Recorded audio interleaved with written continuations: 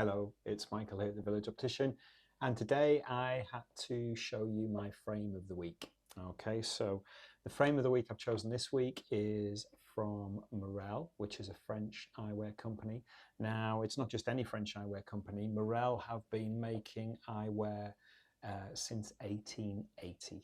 And I think they're into their about fourth generation, fourth or fifth generation. It all started in the Jura region of France with a farmer called Jules Morel, who was farming in the summer months, the summer season, and in the winter, as was happening with a lot of sort of farmers around there, they specialised in something else in the off season when they couldn't do their farming due to weather. So he was making spectacle frames. Many of the other people around there started making watches, like I think the tag come from the same sort of place as well. I think, don't quote me on that. I think that's where it's from. But anyway, so Morel, as I say, Morel Eyewear are a very well respected French eyewear brand, and they just ooze style. Okay, and this year's latest sort of offering this season is absolutely phenomenal. So let me pick out, I've got a frame to show you. As I say, my frame of the week is the Morel Lisa Model 1, and it's an acetate. Okay, so it's bioacetate made from natural ingredients. It's none of this nasty injection molded sort of plastic. You can tell by the finish, the feel of it. It's lovely, lovely quality, hand finished as well before it's put together. Very, very, very clever, innovative hinge designs, because Morel, they make frames for ladies, for gents, and they have a lot of really interesting design concepts. The current sort of people in charge of Morel, as I say, are the sort of great grandchildren of Jules Morel, and there's three of them. And I think I know one of them went off to study architecture and design in Sweden, and he brought back some really clever, innovative design ideas. And that's one thing they put into their hinges in the gents ranges originally, and they've introduced that across the whole Morel range now. So it doesn't have, so it's got a little bit of give in the side, okay, for the hinge piece there, but it's a very, very clever hinge. It's a screwless hinge. There's no sort of spring in there that snaps. That is always the weak point on a pair of glasses. It's always going to be that spring in the side that snaps before anything else goes on a pair of glasses.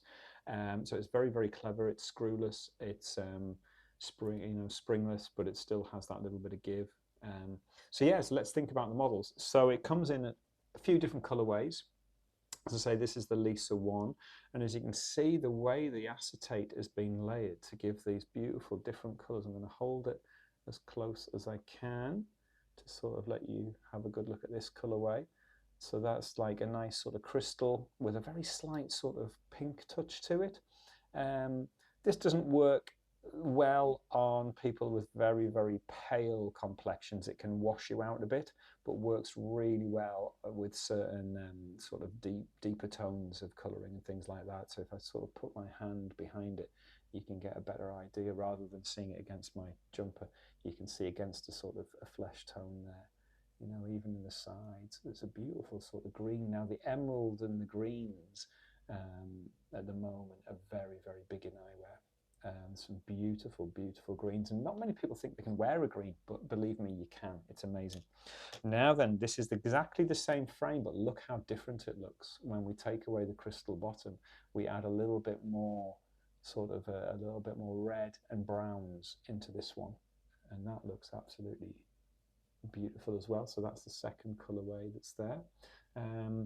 It's and I mean, the way that they make these acetates is unbelievable. I don't know whether you can tell, but if you look at the sort of back here, you can see the sort of the lamination through there, the lines they've got, and then into these sides. The color difference through the side is absolutely beautiful.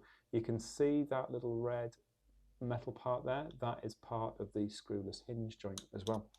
And then the last colorway I want to show you is one of the ones that's sort of probably a little bit easier to wear. There's more people can wear this colorway than the others, okay, because those colorways suit certain types of people's coloration. Now this is more classic.